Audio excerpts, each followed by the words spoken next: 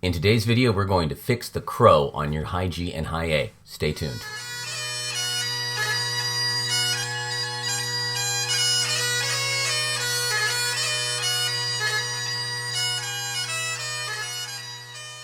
Well, hello everybody, I'm Matt Willis Bagpiper, and on this channel I make videos to make you a stronger and more confident piper. If you like this kind of content, please subscribe to the channel, like the video, comment below with any thoughts you have, and remember, I do give Skype lessons if you want more personalized instruction. Now, on with the video. While filming the second episode of my multi-part series on getting your channel read under control, I realized that I had a portion where I talked about the crow and how to get rid of it. And the crow is that staticky sound that can happen on high A or high G when they're underblown, or maybe even when they're properly blown if the reed is super hard or super crowy. I realized it was a topic that needed a video of its own because it's a different issue than just weakening the reed. It's a very specific problem, so it should have its own specific video. So let's get into it.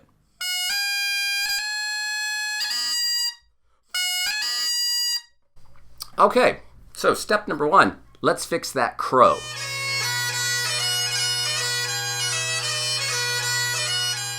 What does it mean when a reed crows? That's the staticky sound you can hear on a high A when it's underblown, or even sometimes a high G if you have a particularly good reed. What do you mean, a particularly good reed?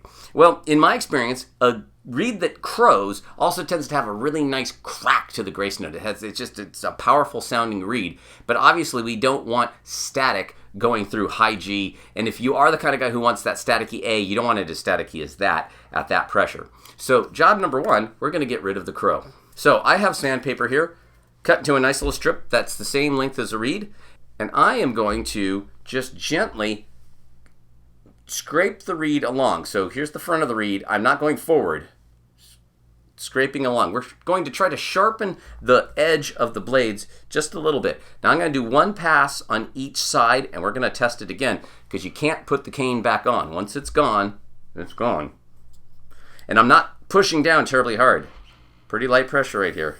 One and one. And we're going to see if that got rid of that crow, kind of the excessive crow on the high A.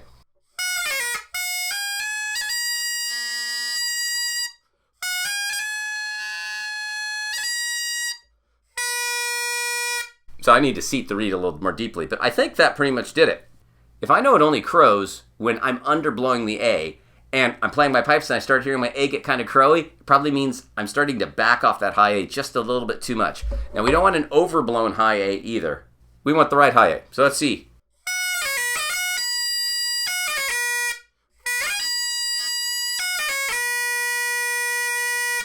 That's pretty good.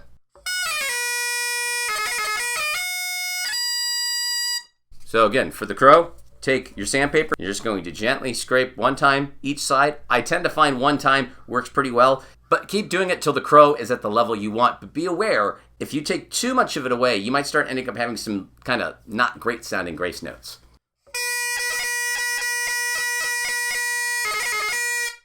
This mic's really not set up to be listening to this. It's more for my speaking, so I don't know how well they come through, but they're nice and crispy. They're very, very lovely. I've also seen people remove a crow by actually taking the reed. I'll go ahead and unseat it from the chanter here and rub it along their thumbnail back and forth. It feels really weird. I don't particularly care for it, but if I didn't have some sandpaper, I would certainly give it a try over having an overly coarse reed. But I can't experiment with it right now because I got rid of the crow on that A. So it is what it is, but you can use your fingernail in an emergency. I've seen it work on others. I just think it feels weird. All right, guys, it's kind of a shorter video, but it's a fairly easy topic to cover. So they don't all have to be 20-minute videos, do they? Well, thank you guys so much for watching. If you got something out of the video, please comment below with your thoughts on it. Give the video a like. Subscribe to the channel. It means an awful lot. The more subscribers I have, the better I'm ranked in all the YouTube algorithm stuff and that, and it gets the word out to more people about what I'm doing here. And I do have a Patreon for those that want to go the extra mile. As little as $1 a month could go a long way to helping support the channel because these reads don't buy themselves.